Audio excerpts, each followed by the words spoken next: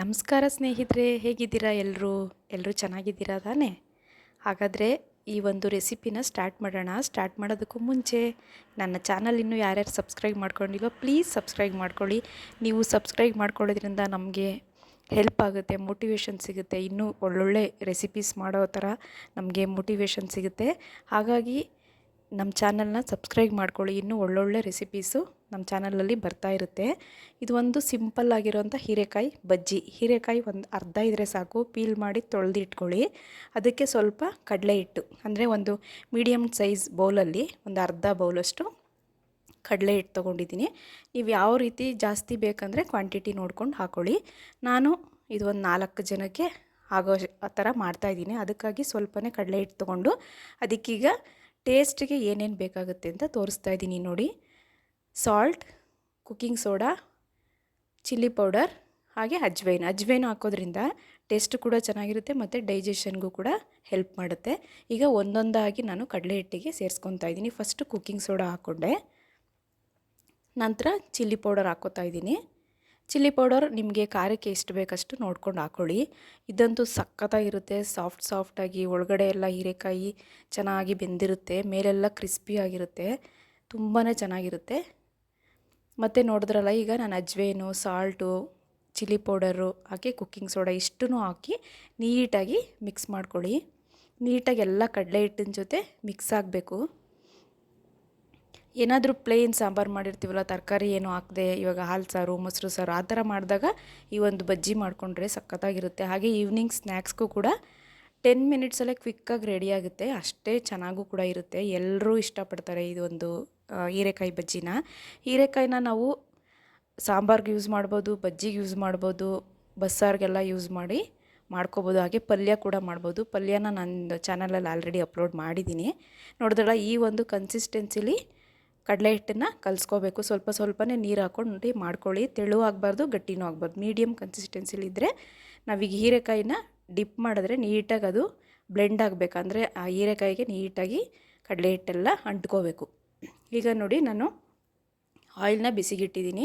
ಈ ಥರ ಅಗಲವಾಗಿರೋವಂಥ ಒಂದು ಪ್ಯಾನಲ್ಲಿ ಎಣ್ಣೆ ಬಿಸಿ ಮಾಡಿಕೊಂಡ್ರೆ ನೀಟಾಗಿ ಎಲ್ಲವೂ ಬೇಯಿಸ್ಕೊಳ್ಳೋಕೆ ಸರಿ ಹೋಗುತ್ತೆ. ಇಲ್ಲಾಂದರೆ ಏನಾಗುತ್ತೆ, ಒಂದ್ರ ಮೇಲೆ ಒಂದು ಕೂತ್ಕೊಳ್ಳೋದು, ಸರಿಯಾಗಿ ಬೇಯದೇ ಇರೋದು, ಈ ಥರ ಎಲ್ಲ ಇರುತ್ತೆ. ಇಲ್ಲ ಅಂತಂದರೆ ಏನು ಮಾಡೋಕ್ಕಾಗಲ್ಲ, ಯಾವುದಿರುತ್ತೋ ಅದೇ ಯೂಸ್ ಮಾಡ್ಬೋದು. ಈ ಥರ ಅಗಲವಾಗಿದ್ದರೆ ಚೆನ್ನಾಗಿರುತ್ತೆ ಅಂತ ಹೇಳಿದೆ ಅಷ್ಟೇ. ಈಗ ನಾನು ಒಂದೊಂದಾಗಿ ಹೀರೆಕಾಯಿನ ರೌಂಡ್ ಶೇಪಲ್ಲಿ ಕಟ್ ಮಾಡ್ಕೊಂಡಿದ್ದೆ. ಸ್ವಲ್ಪ ತೆಳುವಾಗೆ ಕಟ್ ಮಾಡ್ಕೊಳ್ಳಿ, ದಪ್ಪ ಇದ್ದರೆ ಬೇಗ ಬೇಯೋದಿಲ್ಲ, ಒಳಗಡೆ ಹೀರೆಕಾಯಿ ಬೆಂದಿರಲ್ಲ. ಹಾಗಾಗಿ ತೆಳುವಾಗಿ ಕಟ್ ಮಾಡಿಕೊಂಡು ಈ ಥರ ಎಲ್ಲ ಅದಕ್ಕೆ ಹಾಕ್ಕೊಂಡು ಒಂದು 10 ಪೀಸ್ನ ಒಟ್ಟಿಗೆ ಹಾಕ್ಕೊಂಡು ನೀಟಾಗಿ ಎಲ್ಲ ಕಡಲೆ ಹಿಟ್ಟು ಜೊತೆ ಮಿಕ್ಸ್ ಮಾಡ್ಕೊಳ್ಳಿ. ಅಷ್ಟರಲ್ಲಿ ಎಣ್ಣೆ ಬಿಸಿಯಾಗಿರುತ್ತೆ. ಎಣ್ಣೆನೂ ಅಷ್ಟೇ ಜಾಸ್ತಿ ಕಾದಿದ್ರೆ ಹಾಕಿದ ತಕ್ಷಣ ಗೋಲ್ಡನ್ ಬ್ರೌನ್ ಆಗಿಬಿಡುತ್ತೆ, ಒಳಗಡೆ ಹೀರೆಕಾಯಿ ಬೆಂದಿರಲ್ಲ. ಹಾಗಾಗಿ ಸ್ವಲ್ಪ ನೋಡಿಕೊಂಡು ಮೀಡಿಯಮ್ಮಾಗಿ ಬಿಸಿ ಮಾಡ್ಕೊಳ್ಳಿ. ಸಿಮ್ಮಲ್ಲಿ ಇಟ್ಕೊಂಡು 2 ಕಡೆ ಚೆನ್ನಾಗಿ ಬೇಯಿಸ್ಕೊಂಡ್ರೆ ಚೆನ್ನಾಗಿ ಕ್ರಿಸ್ಪಿಯಾಗಿ ಚೆನ್ನಾಗಿ ಬರುತ್ತೆ. ಇದನ್ನು ನಾನು ಯಾವುದ್ರ ಜೊತೆ ಸರ್ವ್ ಮಾಡ್ತಾಯಿದ್ದೀನಿ ಅಂದರೆ, ಇವತ್ತು ನಾನು ಡಿನ್ನರ್ಗೆ ಹಾಲು ಸಾರು ಮಾಡಿದ್ದೆ. ಸೊ ಹಾಲು ಸಾರಲ್ಲಿ ಅಂದರೆ ಪ್ಲೇನ್ ಆಗಿರುತ್ತಲ್ವ, ಅದಕ್ಕಾಗಿ ಹೀರೆಕಾಯಿ ಬಜ್ಜಿ ಮಾಡ್ಕೊಂಡಿದ್ದೆ. ನೋಡಿ, ಈಗ ಹಾಲು ಸಾರು ತೋರಿಸ್ತಾ ಇದ್ದೀನಿ. ಇದು ಅಷ್ಟೇ ನನ್ನ ಚಾನಲಲ್ಲಿ ಅಪ್ಲೋಡ್ ಆಗಿದೆ. ತುಂಬ ಟೇಸ್ಟಿಯಾಗಿರುತ್ತೆ. ಏನಾದರೂ ತರಕಾರಿ ಇಲ್ಲ ಅಂದಾಗ ಕ್ವಿಕ್ಕಾಗಿ ರೆಡಿ ಮಾಡ್ಕೋಬೋದು. ರೈಸ್ ರೆಡಿ ಇದೆ. ಹಾಗೆ ಮುದ್ದೆಗೂ ಕೂಡ, ಮುದ್ದೆನ ಬೇಯಿಸೋದಕ್ಕೆ ಒಂದು ಸರಿ ತಿರುಗಿಬಿಟ್ಟು ಬೇಯೋದಕ್ಕೆ ಅಂತ ಸ್ಟವ್ ಮೇಲೆ ಇಟ್ಟಿದ್ದೀನಿ. ಅಷ್ಟರಲ್ಲೇ ಈ ಮುದ್ದೆ ಬೇಯೋ ಅಷ್ಟರಲ್ಲೇ ಹೀರೆಕಾಯಿ ಬಜ್ಜಿ ಕೂಡ ರೆಡಿಯಾಗುತ್ತೆ.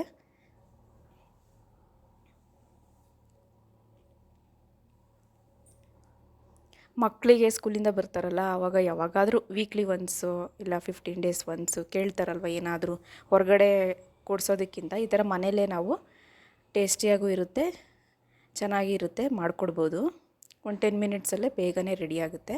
ನೋಡಿ, ಈಗ ನಾನು ಕಲಸಿಟ್ಕೊಂಡಿದ್ನಲ್ಲ ಅದನ್ನೆಲ್ಲ ಡಿಪ್ ಮಾಡಿ ಒಂದು 2 ಮಿನಿಟ್ಸ್ ಅದರಲ್ಲೇ ಇತ್ತು. ಇವಾಗ ಆ ಎಣ್ಣೆಗೆ ಒಂದೊಂದಾಗಿ ನಿಧಾನಕ್ಕೆ ಹಾಕ್ಕೊಳ್ತಾ ಇದ್ದೀನಿ.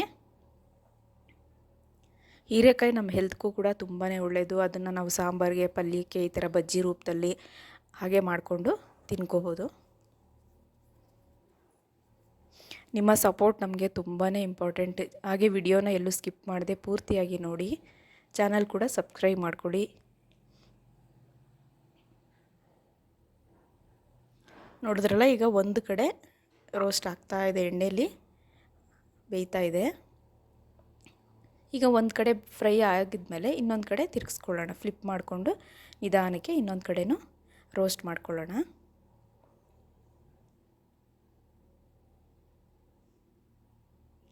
ಸ್ವಲ್ಪ ನೋಡಿದ್ರಲ್ಲ ಉಬ್ಕೊಂಡಿದೆ.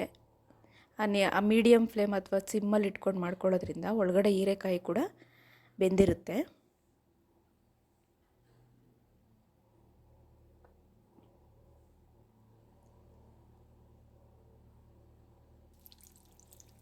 ಯಾರಾದರೂ ಗೆಸ್ಟ್ಗಳು ಮನೆಗೆ ಬಂದಾಗ ಕ್ವಿಕ್ಕಾಗಿ ಹೀರೆಕಾಯಿ ಇತ್ತು, ಕಡಲೆ ಹಿಟ್ಟು, ಉಪ್ಪು, ಖಾರದ ಪುಡಿ ಎಲ್ಲ ಮನೇಲೇ ಇರುತ್ತಲ್ವ, ಬೇಗನೆ ಮಾಡಿಕೊಡ್ಬೋದು ಇದನ್ನು. ಟೀ ಜೊತೆ ಈವ್ನಿಂಗ್ ಟೈಮ್ ಇದನ್ನು ಟೀ ಜೊತೆ ತಿನ್ನೋದಕ್ಕಂತೂ ಸಖತ್ತಾಗಿರುತ್ತೆ. ಈಗ ಆಗಿದೆ, ನಾನು ಅದನ್ನು ಪ್ಲೇಟ್ಗೆ ಸರ್ವ್ ಮಾಡ್ಕೊತಾ ಇದ್ದೀನಿ.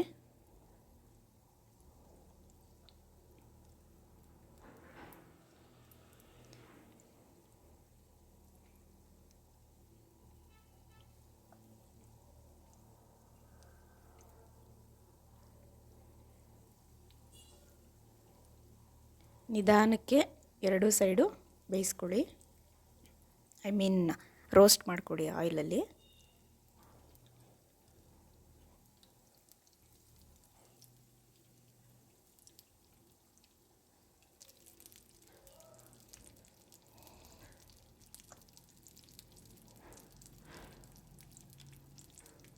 ನೋಡ್ತಾ ಇದ್ದೀರಲ್ಲ ಎಷ್ಟು ಚೆನ್ನಾಗಿ ಕಾಣಿಸ್ತಾ ಇದೆ ಅಂತ, ನೋಡಿದ್ರೇ ತಿನ್ನಬೇಕು ಅಂತ ಅನಿಸ್ತಾ ಇದೆಯಾ?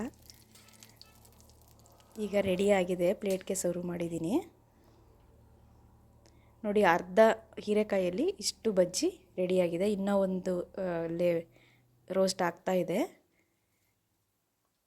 ಎಷ್ಟು ಚೆನ್ನಾಗಿ ಕಾಣಿಸ್ತಾ ಇದೆ ಅಲ್ವಾ? ಓಕೆ ಫ್ರೆಂಡ್ಸ್, ಮತ್ತೆ ಸಿಗ್ತೀನಿ ಮುಂದಿನ ರೆಸಿಪಿಯೊಂದಿಗೆ. ಅಲ್ಲಿವರೆಗೂ take care, bye. Thank you for watching.